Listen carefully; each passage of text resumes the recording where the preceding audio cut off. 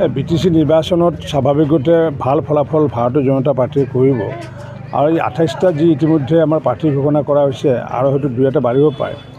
মই ভাবোঁ যে আমি 13টাতকৈ কম নাপাওঁ আৰু 18টাতকৈ আমি বেছি নাপাওঁ আৰু যেহেতু 13টাতকৈ যদি কম নাপাওঁ 18টাতকৈ যদি বেছি নাপাওঁ নিশ্চিত ওপৰত ভাৰতীয় জনতা পাৰ্টিক বাদ দি পেলাই কোনো চৰকাৰ গঠন কৰিব নোৱাৰিব। কাৰ লগত চৰকাৰ গঠন হয় নহয় সেইটো বিষয়ে আমাৰ মুখ্যমন্ত্ৰী ডাঙৰীয়া আৰু ৰাজ্যিক সভাপতিয়ে আগন্তুক দিনত চিন্তা চৰ্চা কৰিব, দলীয় মৰ্যাদাত চিন্তা চৰ্চা কৰিব।